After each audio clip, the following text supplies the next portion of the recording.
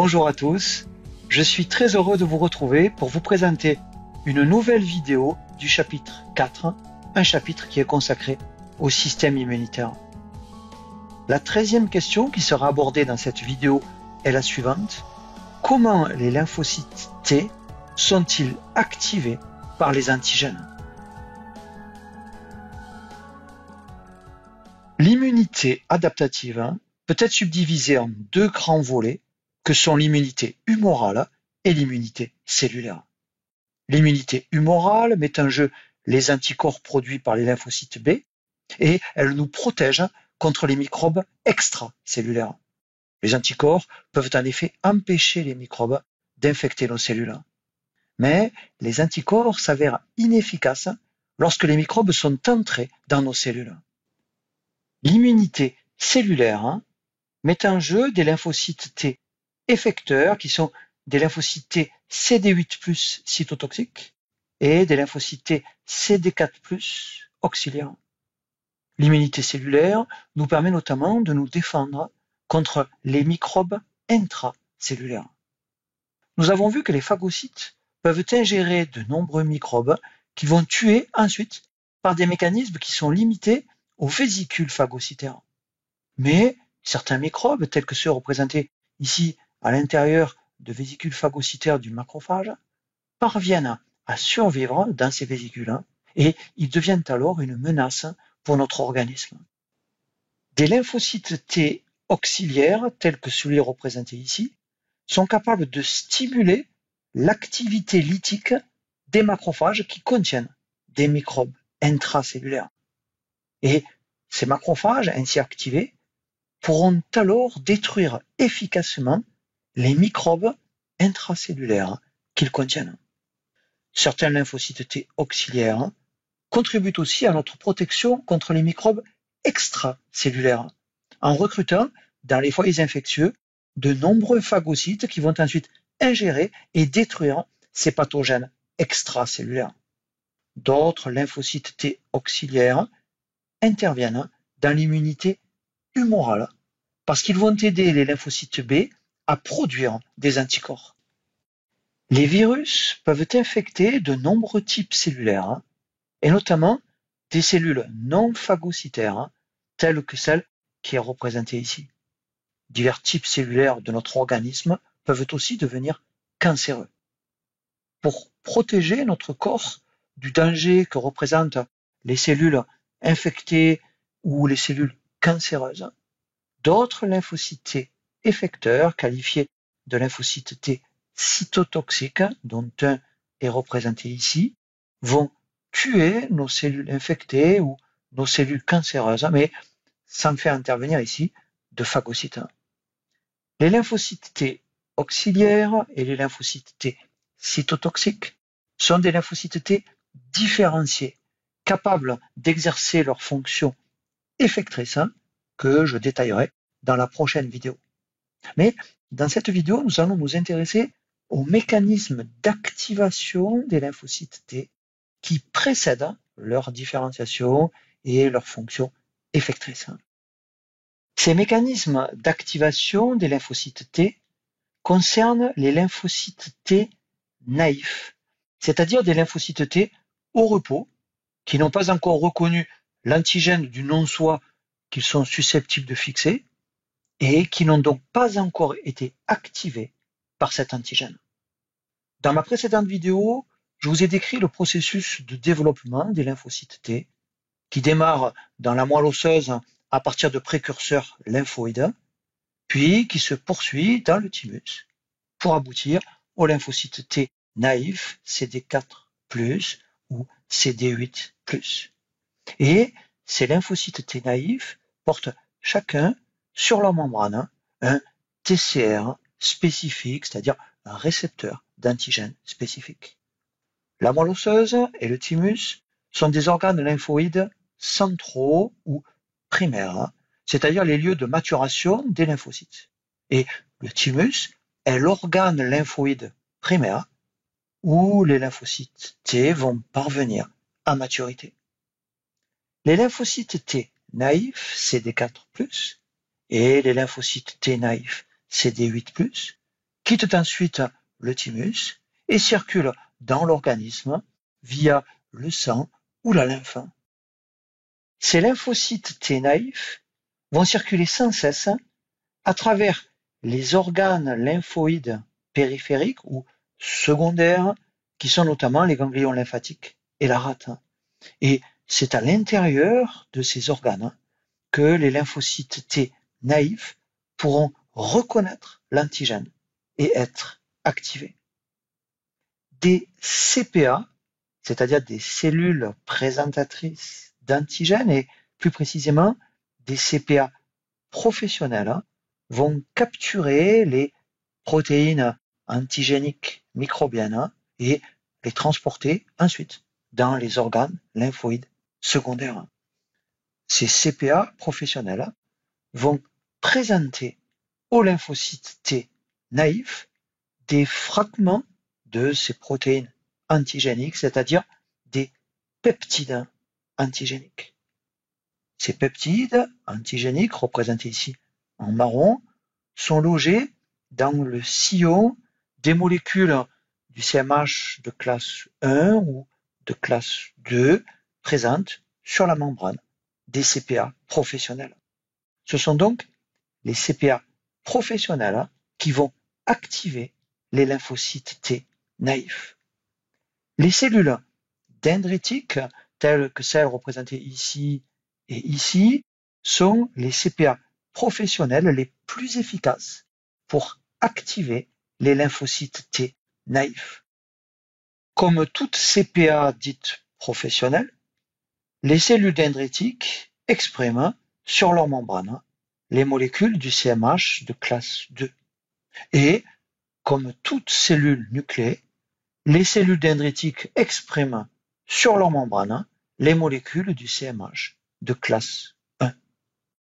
Quand un lymphocyte T naïf reconnaît un peptide microbien présenté par une cellule dendritique, ce lymphocyte T s'arrête transitoirement au contact de cette CPA professionnelle, ce qui va déclencher la prolifération de ce lymphocyte T, puis sa différenciation en lymphocyte T effecteur.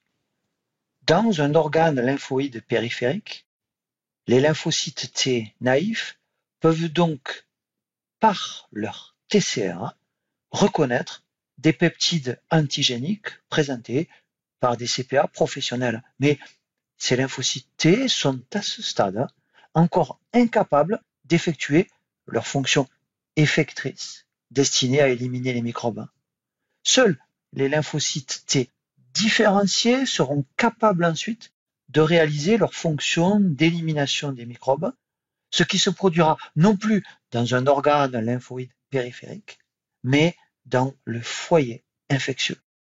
Et dans le foyer infectieux, ces lymphocytes T effecteurs pourront reconnaître les mêmes antigènes que ceux qui ont déclenché l'activation des lymphocytes T naïfs dont ils sont issus, mais le résultat sera ici, dans le foyer infectieux, l'élimination des microbes.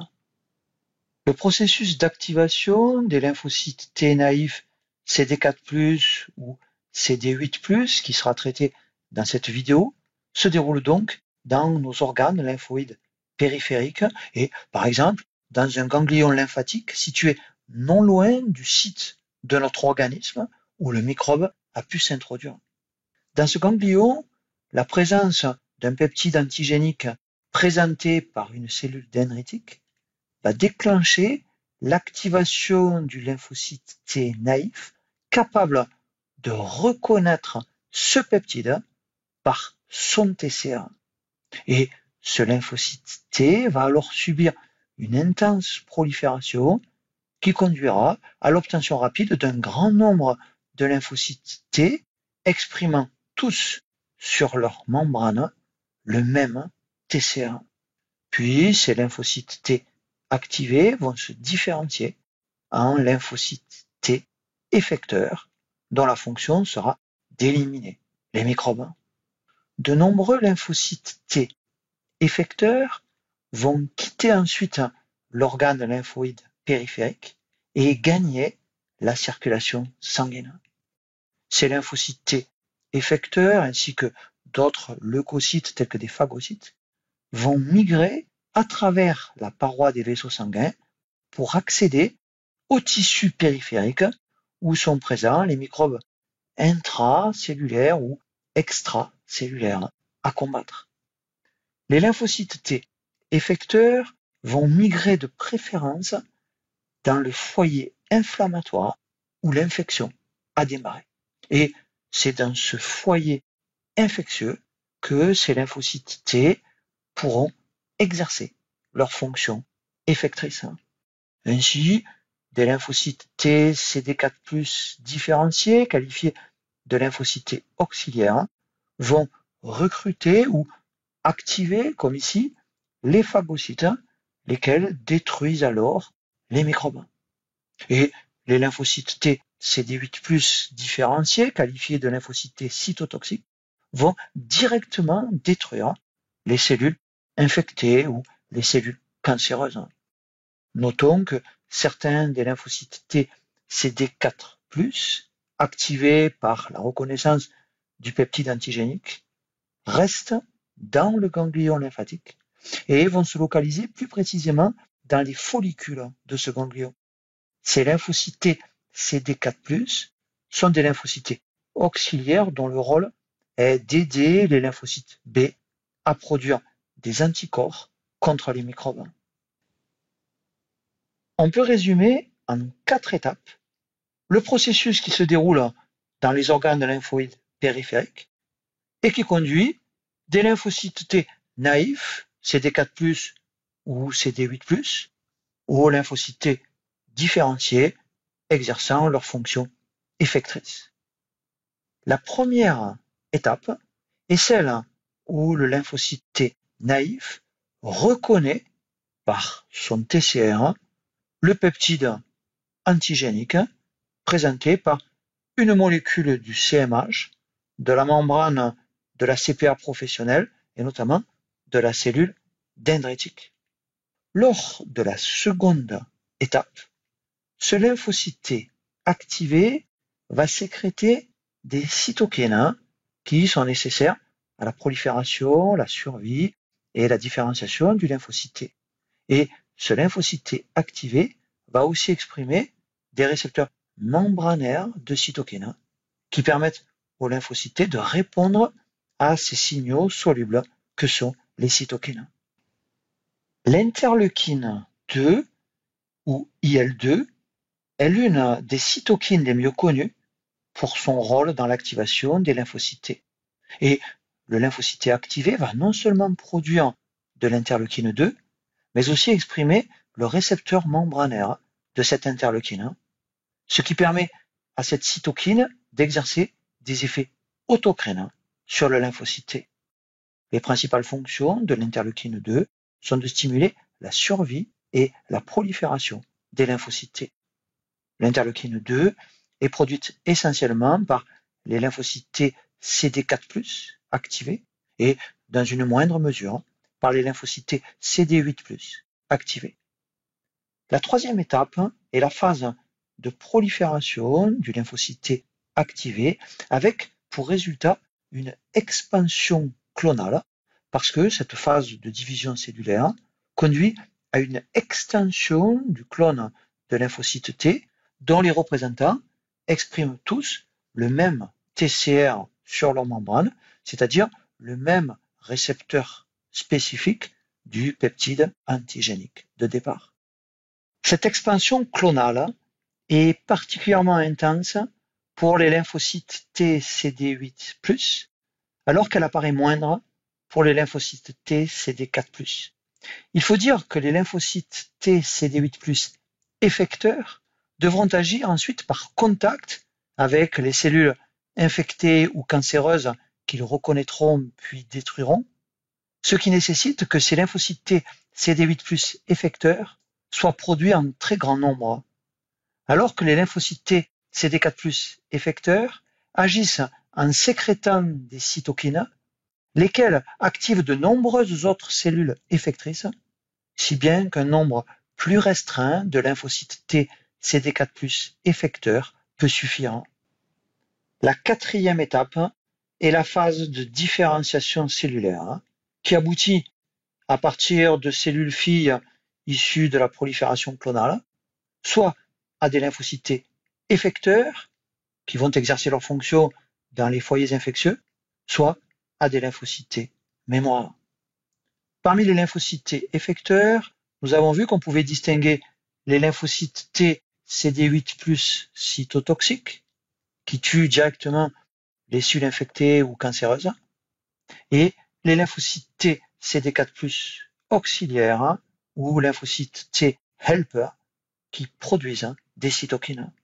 Et selon les cytokines que ces lymphocytes T helper sécrètent, on distingue plusieurs sous-populations que sont les Th1, Th2 et Th17.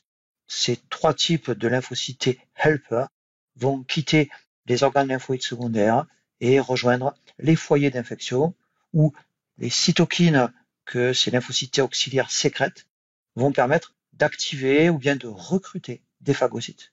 Nous reviendrons sur la différenciation puis le rôle de ces trois types de lymphocytes T helper dans la prochaine vidéo. Certains lymphocytes T CD4+ auxiliaires restent dans les organes lymphoïdes secondaires et ils vont se localiser dans les follicules lymphoïdes de ces organes. Ces lymphocytes T vont se différencier dans les follicules en lymphocytes T auxiliaires folliculaires qui aideront les lymphocytes B à produire des anticorps. Certaines des cellules filles issues de l'expansion clonale vont se différencier en lymphocytes T mémoire à longue durée de vie. Ces lymphocytes T mémoire circulent ou bien résident dans des tissus pendant des années et ces cellules seront prêtes à réagir rapidement lors du retour du microbe initial. On aura ainsi des lymphocytes T CD4+ mémoire et des lymphocytes T CD8+ mémoire. De telles cellules mémoire répondront beaucoup plus rapidement et beaucoup plus vigoureusement à l'antigène que les lymphocytes T naïfs. Quand les lymphocytes T effecteurs ont fini d'accomplir leur fonction d'élimination de l'agent infectieux, le stimulus qui a déclenché l'activation de lymphocytes T naïfs disparaît donc aussi et la plupart des lymphocytes T du clone sélectionné vont mourir par apoptose parce qu'ils sont privés de facteurs de survie, par exemple privés d'interleukine 2, ramenant ainsi le système à son état initial, à la différence près qu'il reste maintenant dans notre organisme une petite population de lymphocytes T mémoire prêts à réagir au retour possible de ce même agent microbien. Dans la suite de cette vidéo, nous allons maintenant détailler la première étape du processus d'activation du lymphocyte T naïf, c'est-à-dire l'étape de reconnaissance de l'antigène par le lymphocyte T naïf.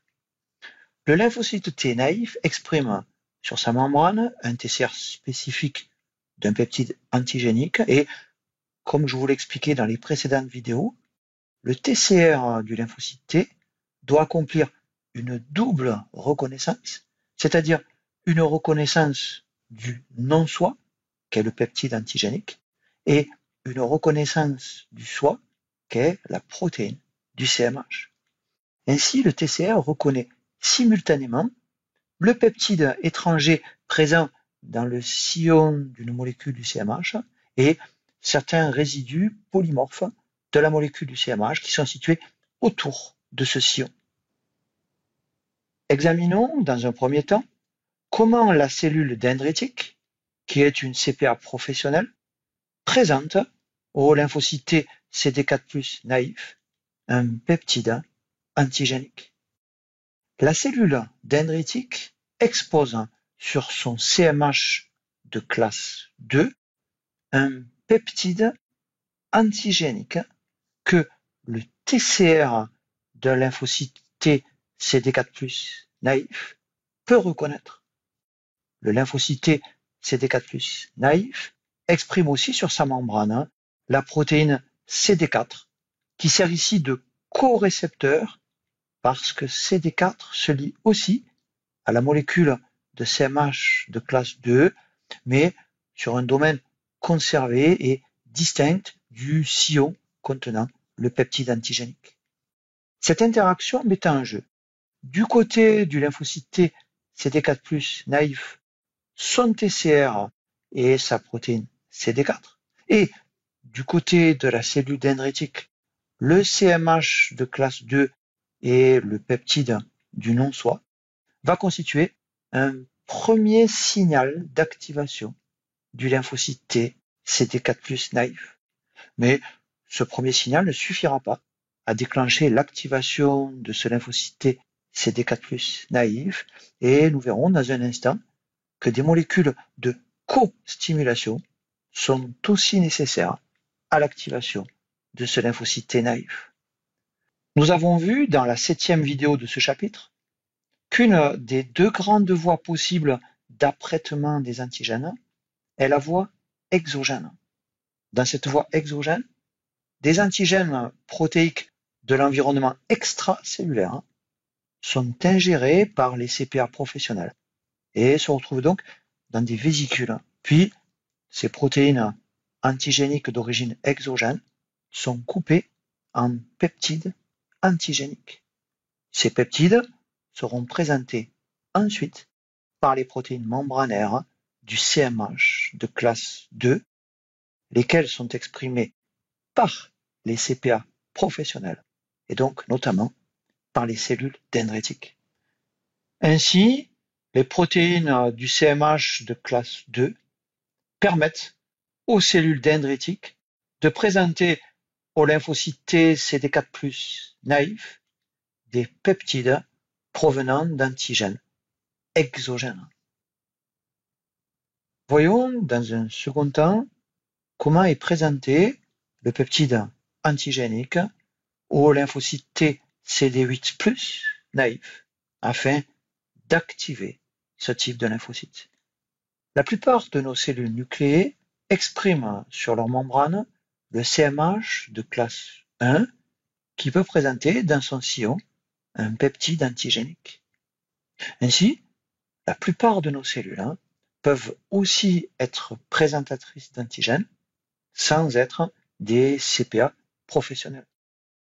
Un lymphocyte T CD8+ naïf va pouvoir, par son TCR, reconnaître le complexe peptide antigénique CMH de classe 1 présent sur une cellule présentant ainsi un antigène. Le lymphocyte T CD8+ naïf exprime sur sa membrane la protéine CD8 qui sert de corécepteur parce que CD8 se lie aussi à la molécule de CMH de classe 1.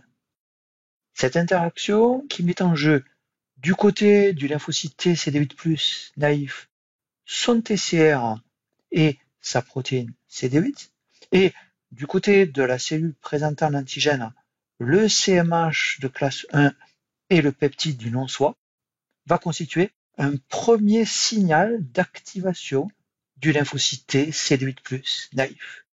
Mais là encore, ce premier signal ne suffira pas à déclencher l'activation du lymphocyte T CD8+ naïf parce que des molécules de co-stimulation sont là aussi nécessaires et j'y reviendrai dans un instant. La seconde grande voie possible d'apprêtement des antigènes est la voie endogène. Dans cette voie endogène, les antigènes protéiques présents dans le cytosol de cellules infectées, par exemple des protéines virales présentes dans une cellule infectée par un virus, sont transformés par le protéasome en peptides antigéniques. Et ces peptides seront ensuite présentés par les protéines membranaires du CMH de classe 1, lesquelles, nous l'avons vu, sont exprimées par la plupart de nos cellules nucléées. Ainsi, les protéines du CMH de classe 1 permettent aux cellules infectées de présenter au lymphocyte T CD8+ des peptides provenant d'antigènes endogènes. Comme ce sont les CPA professionnelles, c'est-à-dire essentiellement les cellules dendritiques qui vont présenter les peptides du non-soi aux lymphocytes T naïfs, on comprend très bien que ces cellules dendritiques puissent, par leur CMH de classe 2, présenter des peptides issus de protéines d'origine exogène à nos lymphocytes T CD4+ naïfs pour les activer. Mais, selon le mécanisme que je viens de vous exposer, il faudrait donc que les cellules dendritiques soient obligatoirement infectées pour pouvoir présenter par leur CMH de classe 1 des peptides issus de protéines d'origine endogène afin d'activer les lymphocytes T CD8+ naïfs. Si les cellules dendritiques sont effectivement infectées, elles pourront directement présenter les peptides par leur CMH de classe 1 aux lymphocytes T CD8+ naïfs. Mais certains virus peuvent n'infecter que des types particuliers de cellules et pas nécessairement les cellules dendritiques. Et de même, des tumeurs peuvent se former à partir de nombreux types différents de cellules sans forcément affecter les cellules dendritiques. On peut donc se demander comment, dans les organes lymphoïdes périphériques, les lymphocytes T CD8+ naïfs peuvent être activés par des cellules dendritiques non infectées elles-mêmes ou non cancéreuses elles-mêmes.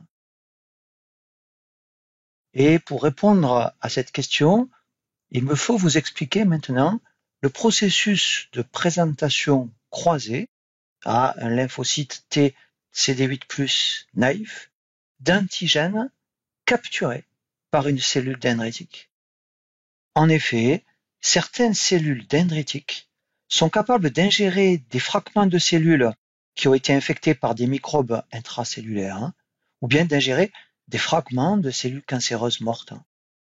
Ces cellules dendritiques peuvent aussi capturer des antigènes produits par des cellules infectées, par exemple des antigènes viraux, ou bien des antigènes produits par les cellules cancéreuses. Dans le cytosol de ces cellules dendritiques, ces protéines antigéniques, par exemple d'origine virale ou tumorale, vont être découpées par la voie du protéasome en peptides qui sont représentés ici en orange. Ces cellules dendritiques pourront ensuite présenter ces peptides par leur CMH de classe 1 aux lymphocytes T CD8+ naïfs. Ce processus, au cours duquel certaines cellules dendritiques s'avèrent capables de présenter des antigènes ingérés sur des molécules de CMH de classe 1 aux lymphocytes T CD8+ naïfs, est appelé la présentation croisée. Cette voie de présentation croisée d'antigènes s'oppose à la règle générale du fonctionnement des CPA professionnels, selon laquelle les peptides issus de protéines ingérées par les CPA professionnels ne peuvent être présentés que par des molécules du CMH de classe 2 à des lymphocytes T CD4+ naïfs. Notons que cette même cellule dendritique capable de présentation croisée peut aussi classiquement exposer des antigènes microbiens associés aux molécules du CMH de classe 2. Ainsi, cette cellule dendritique capable de présentation croisée peut donc présenter des antigènes par son CMH de classe 1 pour activer des lymphocytes T CD8+ naïfs grâce au mécanisme de présentation croisée, mais cette cellule dendritique peut aussi en même temps présenter des antigènes par son CMH de classe 2 pour activer des lymphocytes T CD4+ naïfs. Par conséquent, lorsque des cellules infectées par un virus ou bien des cellules cancéreuses sont ingérées par ces cellules dendritiques, ces cellules peuvent présenter des peptides issus de protéines virales ou tumorales à partir du cytosol sous forme de complexes avec des molécules du CMH de classe 1, mais aussi à partir de vésicules sous forme de complexes avec des molécules du CMH de classe 2. Les lymphocytes T CD8+ naïfs et les lymphocytes T CD4+ naïfs spécifiques d'antigènes viraux ou tumoraux sont donc activés par ces cellules dendritiques à proximité les uns des autres dans l'organe lymphoïde secondaire. Et les lymphocytes CD4+ naïfs, ainsi activés et qui se différencient alors en lymphocytes CD4+ auxiliaires, vont sécréter des cytokines qui stimuleront la prolifération et la différenciation de ces lymphocytes CD8+. Ces lymphocytes CD4+ auxiliaires peuvent aussi activer les cellules dendritiques afin que ces CPA professionnels soient beaucoup plus efficaces pour activer les lymphocytes CD8+ naïfs. La reconnaissance entre l'ensemble formé par le TCR et le corécepteur CD4 ou CD8 du lymphocyte T naïf et le complexe peptide CMH de la cellule dendritique constitue un premier signal visant à activer le lymphocyte T naïf. Mais ce premier signal ne suffit pas à lui seul à déclencher le programme d'activation de ce lymphocyte T. En effet, l'activation des lymphocytes T naïfs dépend non seulement de la reconnaissance du peptide antigénique, mais aussi de la reconnaissance de co-stimulateurs présents sur la CPA professionnelle et qu'on appelle les seconds signaux nécessaires à l'activation des lymphocytes T naïfs. Ces seconds signaux sont générés par l'interaction entre des molécules de co-stimulation exprimées par les cellules dendritiques et les récepteurs de ces molécules présents à la surface des lymphocytes T naïfs. Les microbes et les cytokines qui sont produites au cours des réactions immunitaires innées dirigées contre les microbes vont induire l'expression par les CPA de ces molécules de co-stimulation. Ainsi, ces co-stimulateurs ne sont exprimés par les CPA que parce que des microbes se sont introduits dans notre organisme. Et c'est donc parce que les CPA ont été préalablement exposés à des microbes ou à des cytokines de l'immunité innée que ces CPA vont produire ces molécules de co-stimulation, lesquelles pourront ensuite se lier aux récepteurs de co-stimulation présents sur la membrane des lymphocytes T naïfs. Un exemple de molécule jouant un rôle très important dans la co-stimulation est celui des protéines B7 de la membrane des CPA, dont l'expression est fortement activée lorsque les CPA sont exposés aux microbes ou aux cytokines de l'immunité innée. Ces protéines B7 sont reconnues par des récepteurs présents sur la membrane du lymphocyte T naïf, ces récepteurs étant appelés CD28. Les signaux générés par l'établissement de la liaison de la protéine CD28 du lymphocyte T sur la protéine B7 de la CPA agissent conjointement dans le lymphocyte T au premier signal mettant en jeu le TCR. La liaison de la protéine B7 de la CPA à la protéine CD28 du lymphocyte T est un signal de co-stimulation tout à fait crucial, mais il existe d'autres couples de protéines membranaires qui ne sont pas représentés ici, mais qui jouent aussi un rôle important dans la co-stimulation. Les CPA au repos, qui n'ont pas été exposés aux microbes, peuvent présenter des antigènes peptidiques, mais elles n'expriment pas les molécules de co-stimulation. Et si un lymphocyte T naïf se lie à un peptide antigénique présenté par la CPA sans recevoir aussi de signal de co-stimulation, son programme d'activation ne pourra pas être déclenché. Et dans ce cas, le lymphocyte T va devenir tolérant à cet antigène et il va perdre sa capacité à se diviser ou à sécréter des cytokines. Cette sorte d'assouplissement à l'égard du peptide antigénique est appelée l'anergie du lymphocyte T, c'est-à-dire que ce lymphocyte T n'est plus capable de répondre à la stimulation antigénique. L'activation du lymphocyte T naïf par la CPA professionnelle nécessite donc deux signaux. Le premier signal est la liaison de l'ensemble TCR corécepteur CD4 ou CD8 au complexe peptide antigénique CMH. Le second signal met en jeu des molécules de costimulation telles que le couple CD28-B7. Cette séquence, composée de deux signaux et qui peut être comparée à une double poignée de main, représente en fait un mécanisme protecteur qui empêche notre système immunitaire de détruire nos cellules saines. En effet, les lymphocytes T doivent être activés en réponse à la présence de protéines antigéniques microbiennes, mais pas à la présence de protéines inoffensives.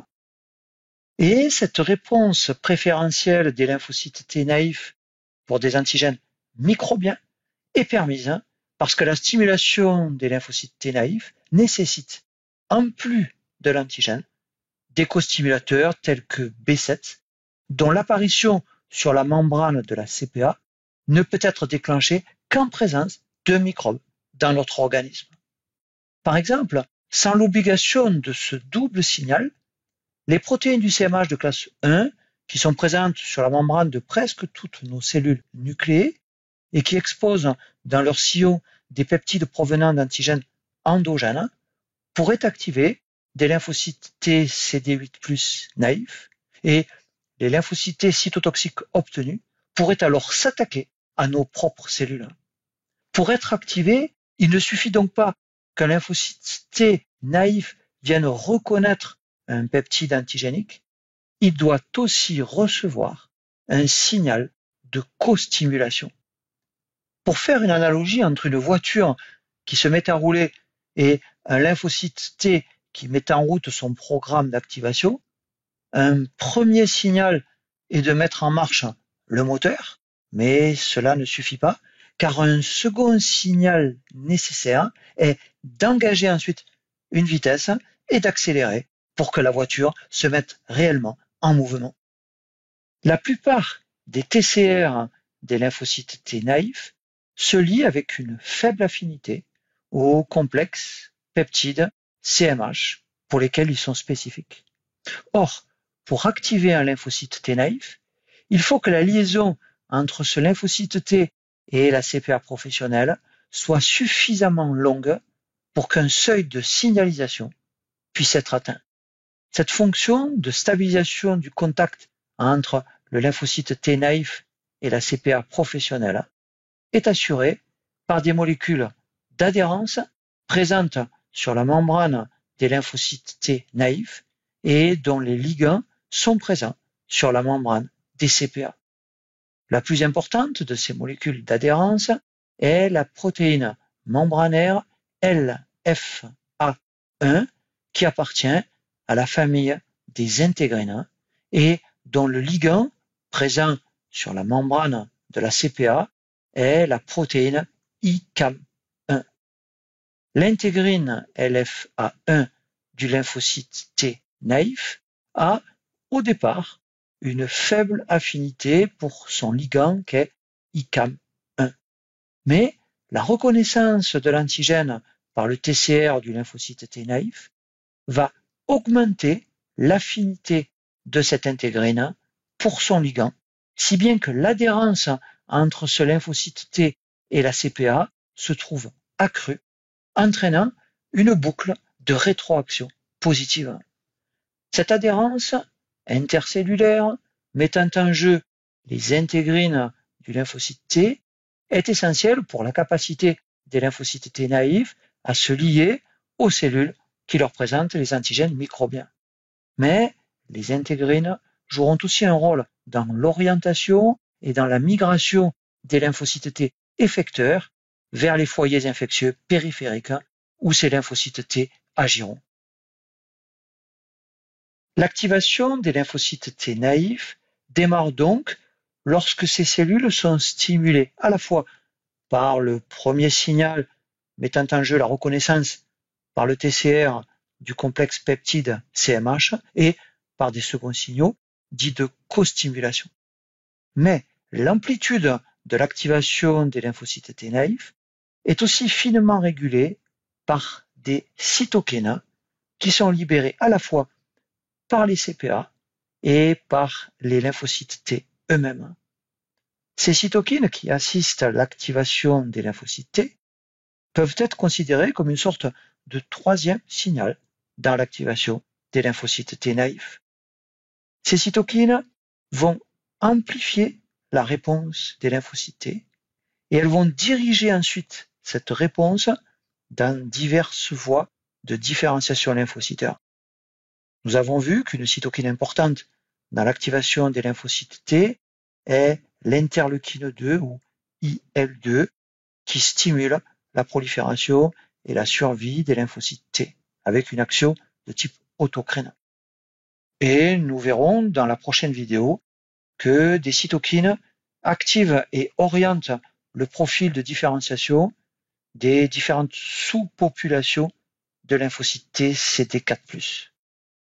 Lorsque le lymphocyte T naïf reconnaît par son TCR le complexe peptide CMH, des signaux sont initiés à partir du complexe TCR et ces signaux vont permettre la mise en route dans le lymphocyte T de voies de transduction.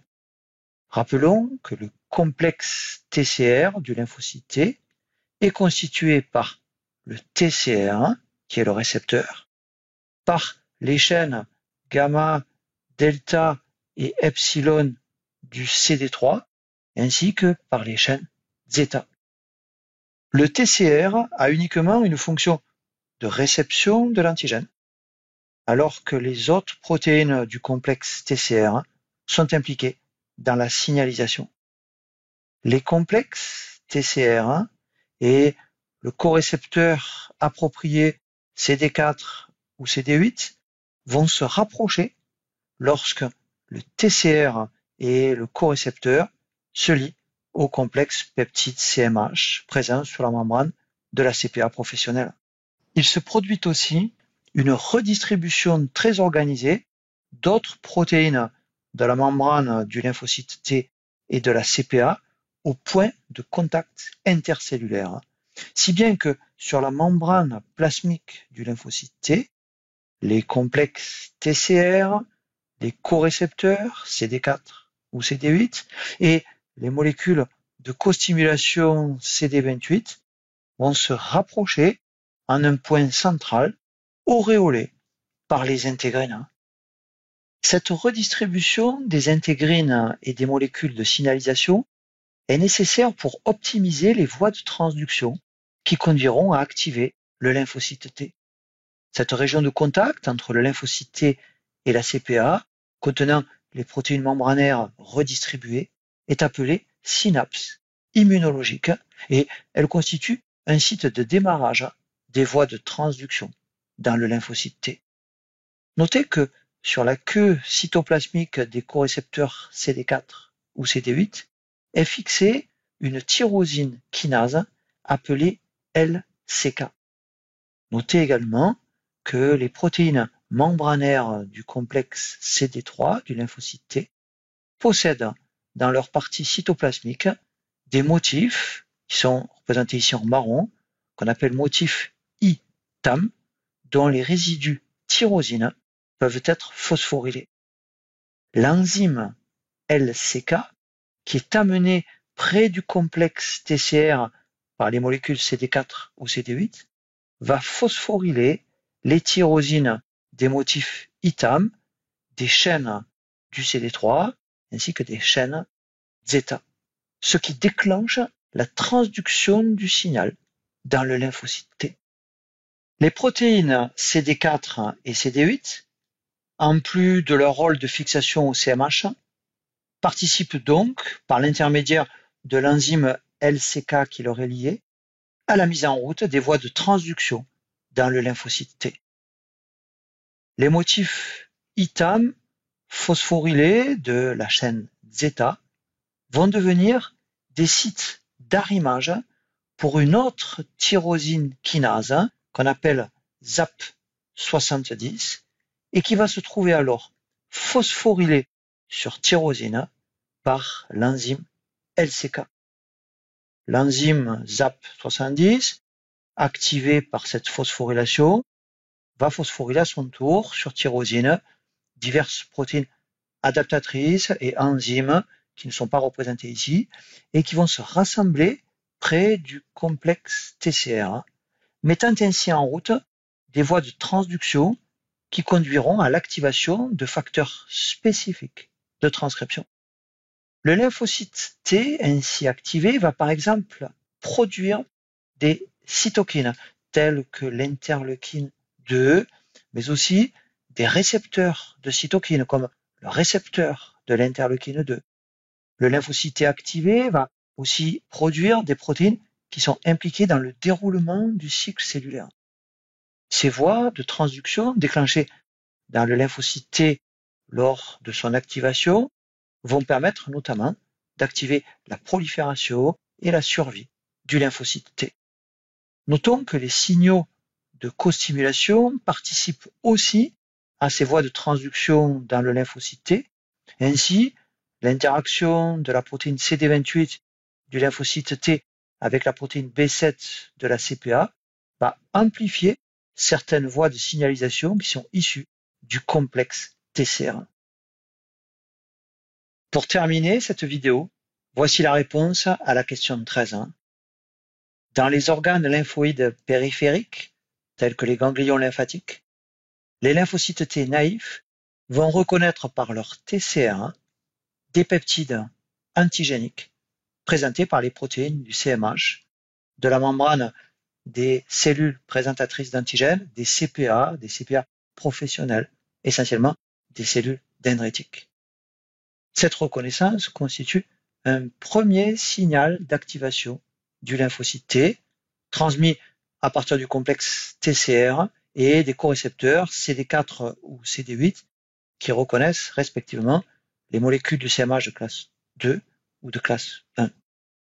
La présence de microbes provoque l'expression sur les CPA de protéines de co-stimulation qui sont reconnues par des récepteurs situés sur la membrane du lymphocyte T. Ces récepteurs délivrent alors les seconds signaux nécessaires à l'activation du lymphocyte T. Des molécules d'adhérence, notamment des intégrines de la membrane du lymphocyte T, favorisent aussi la liaison du lymphocyte T à la CPA. Les voies de transduction déclenchées dans les lymphocytes T par la reconnaissance d'un peptide antigénique et par la costimulation entraînent l'activation de facteurs de transcription qui permettent notamment la prolifération des lymphocytes T, leur survie et l'expression de cytokines et de récepteurs de cytokines. La prolifération des lymphocytes T permet l'expansion des clones de lymphocytes T spécifiques de ce peptide antigénique.